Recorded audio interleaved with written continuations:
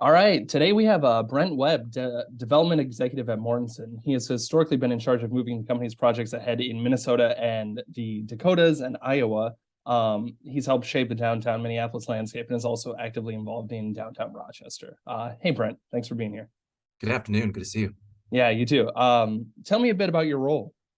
Sure. So I feel very fortunate. I've been working at Mortenson now for 6 years.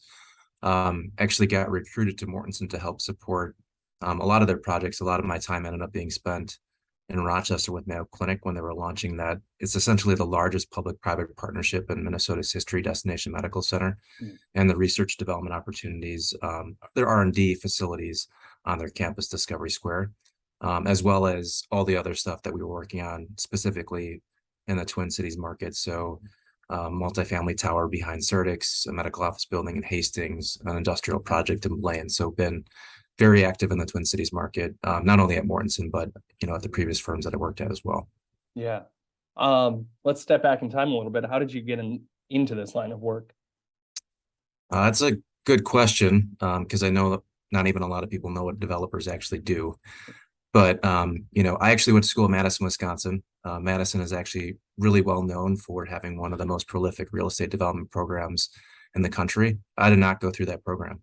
I'm a psych major that had a lot of friends that went through the program, and actually reconnected with a college buddy shortly after moving to the Twin Cities, who recruited me to Greco Development. So I had the fortunate opportunity to work with a company that was, maybe 20 employees at the time, and they were working on 6 developments in Uptown as well as the North Loop.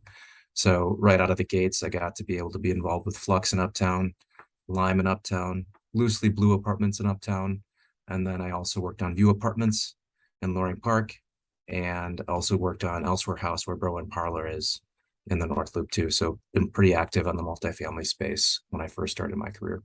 Definitely. Those are some pretty iconic buildings in Uptown too. Yeah. Um, so any going from uptown to downtown, any Google search of you talks about your impact on downtown Minneapolis. How do you see downtown's landscape changing in the coming years compared to maybe where it was 5 years ago? One of the things about being a developer is you have to be optimistic. And I know that, the Twin Cities in general has had a challenging time. But I believe in the commitment that a lot of people have to the Twin Cities, target all the, institutions. And I also think the fact that, you have other developers that are very committed to the success of downtown. Thinking about the prior firm that I worked at, Sherman Associates, that's been doing a lot of projects in the downtown market. Even United Properties with the Four Seasons, that's been done too as well. I think, long term, there's going to be a lot of opportunities in downtown, whether it's multifamily, or even retail. I'm thinking about what's happening in the North Loop right now. The retail in the North Loop is just on fire if you can find parking and enjoy it. But still, it's a great location, and I think that success is going to continue in the downtown market. Yeah, for sure. What do you think? What opportunities exist that are unique to downtown Minneapolis compared to other central business districts? Well, if you want to directly compare to maybe like a St. Paul, I still think multifamily is going to be really strong in the downtown market. I do, again, speaking to retail, especially if you're thinking about specifically maybe like a North Loop, that's going to continue to be strong. And I do think, there's going to be continued, growth specifically for multifamily, where, I mean, COVID obviously had an impact on all the markets, but we still have not kept up with the actual demand for housing. One thing that I hope continues to change, especially from my experience at Sherman, is that there's continued affordable housing options downtown, as well as workforce housing. I mean, I kind of have a unique way of defining what affordable is versus workforce. And maybe one way of saying workforce is it's, people that make just enough, like over the 60% AMI, maybe they're making 80 to 90%, but there's actually not housing available for them that's typically been naturally occurring. But it's a huge demand and need for downtown, not just the market rate housing as well. Definitely. And now you're even more involved in downtown Rochester. How has your work in Minneapolis informed the work in creating some of these core places in downtown Rochester? I think it's like a lot of things with real estate, there's a convergence of things. I mean, the whole idea for Destination Medical Centers work, live, play. And just my background doing housing, some hospitality, and some office. The facilities that we're doing there is really focused on research and development. How do you spur connections in the facilities that we have. So there is a retail component, there is an amenity component, but those are all meant to support connections from these people that are doing research and creating new technology and therapies for patients. So if anything, I think a lot of the things I've taken away are like the bits and pieces that have, created spaces. Because I feel like what's unique about the work that we're doing is we're doing a lot of placemaking, not just delivering a highly advanced technical facility to help do research and development. Yeah. Tell me about that. Like, what do you think is exciting right now in the world of development and placemaking? How do you see these ideas changing over the years? I think it's going to depend on the asset class. I think specifically for the stuff that we're working on in Rochester, I think a big takeaway is that we're not just building a building. So the facilities that we have there, they have that retail component, like I said. But when I say research and development, they actually have spaces there that are meant to um, essentially discover new therapies that need FDA regulated spaces. They're called CGMP spaces or clean good manufacturing spaces. And, there's a lot of technical detail that goes into the execution of those spaces. But when I say placemaking, we're not just delivering the facility and creating these common spaces. We've actually partnered with a gentleman who does a lot of work in the Twin Cities market downtown in Minneapolis, Musicant Group. And we know that researchers, they're not just going to go out of their way to try to meet each other. So we actually have programs and things in place in partnership with the Musicant Group to help spur those connections. Because really the whole thesis behind Discovery Square, it's very similar to what you've seen in like Kendall Square or stuff that's in, San Diego or even Research Triangle Park, is that a lot of these therapies come out of even having a conversation. One of the things that we've talked about as a theory behind this is like when the discovery of the DNA happened, and when Watson Crick were actually at a bar, they had a pint of beer, and when they were walking back, they had the conversation about what the double helix looked like. I mean, it's that whole concept, but that again, we can't let chance allow those connections to happen. We actually have to create spaces as well as programs to help support that. Yeah, can you tell me a bit more about that? What does it mean to create these spaces and to create these programs? What do they look like? So for the first building and the second, we have a few phases that we're doing in Rochester. First thing, we're thinking of them as a campus, so each of those buildings relate to each other in some way. So there's going to be elements in one of the buildings that won't be in another, so to force people to actually go to the different buildings. But also, specifically thinking about the first building, we had way more common space than a typical 90,000 square foot building. If you walk in, it's all open. There's a huge atrium that goes through the space, and then you have a coffee shop on the first level. Part of the thoughts were this is going to be a space that TED Talks can happen, but this is also a space that we can host events. And then through the success of the first building, one thing that we learned is that we actually needed more larger traditional amenity space. And so that's what you're going to find in the second building. There's going to be a large conference room. Again, a space that can allow those connections to actually happen. I think also there was a lot of intentionality on who the tenants were. So we didn't just cast a wide net for the tenants in the first building. We were very prescriptive on who the tenants were. Part of it was tied to the research and the tenants that Mayo actually had in the building, but a lot of it was also around companies that were excited about creating those connections and collaborations to help create that foundation for what the feeling and atmosphere was going to be like to be in Discovery Square. How much of this was inspired through, because Rochester to me is so interesting with a lot of public-private partnerships, right? Did this come from the top, like the public, whatever the city is saying, this is what we want, or did this come through brainstorming with the private sector? So this is definitely before my time, but I think a lot of the inception of this happened before 2015 by Mayo Clinic. A lot of it was seeing where they wanted to take their organization, but also seeing what was successful around the country. And Mayo quickly realized, which I mean is so relevant right now when you think about the importance of like the labor force and the job market, what elements are actually needed to attract the talent that they want. That's the crux of it. It was how are we going to attract this talent? We couldn't just do these R&D facilities without having people like Aladdis doing their multifamily project, or Opus as well that did a multifamily project close by.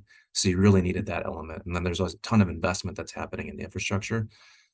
So when Mayo and other key stakeholders painted this picture to the state, they also committed to a certain amount of investment within the state of Rochester as well.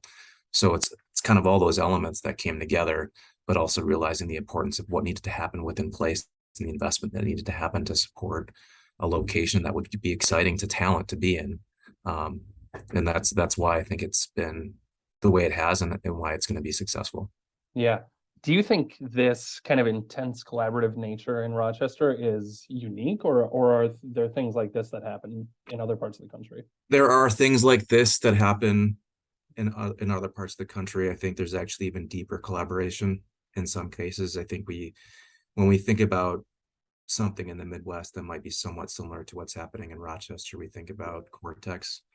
And I think what's unique about that is you had 5 university systems and the city that came together. It's not just all in Mayo Clinic or the city of Rochester. So in my mind, that is the only way these things will be successful. So we do have a partnership with Destination Medical Center and their economic development agency. The city of Rochester is a huge partner of ours. Mayo is a huge partner of ours. Medical Alley is a critical partner of ours, as well as Deed. So there are many different key stakeholders that are making this successful, because again, it's not just about those buildings. We're creating something that will hopefully create a vibrant atmosphere for the talent, but most importantly, we're creating an atmosphere that allows for people to create new therapies that impact patients' lives. I mean, that's why I get excited about the work that we're doing. Is, yes, it's a building, but they're developing therapies in there that are going to be life-changing for everybody in this world. Right, right.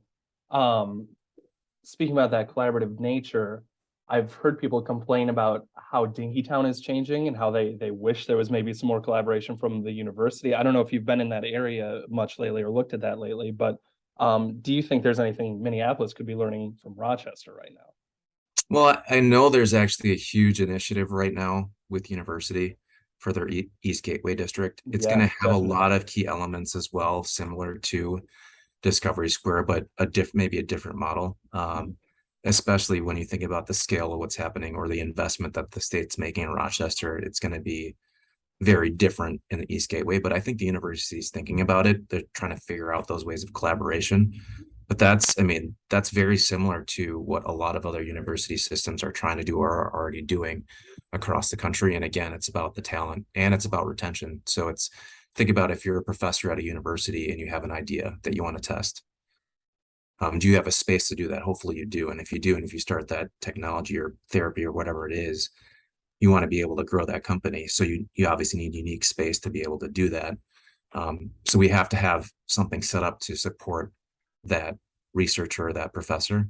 On the other side, as these partnerships are being created with the professors, or if there's a commercial company that wants to have a relationship with the university, the benefit for the student is that they maybe get to intern right at that commercial company during school. They're getting hands-on experience for that actual job.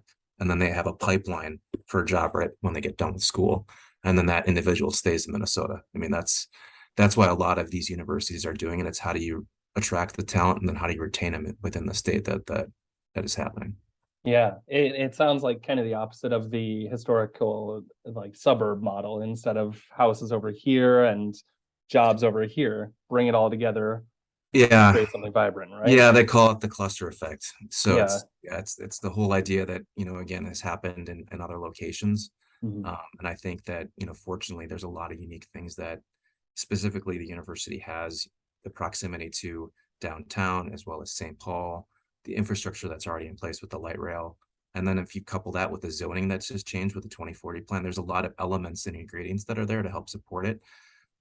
But it's also going to take a lot of investment, not only from like a private investment community, but it's also going to take a lot of investment by the university to make it successful. Definitely.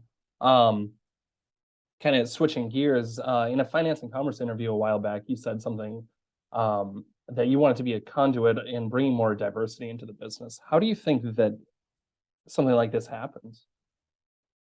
Well, I'd say a lot of things has changed since I probably made that comment. Sure. Yeah. I think the murder of George Floyd has put a lot of things in perspective for businesses in the community.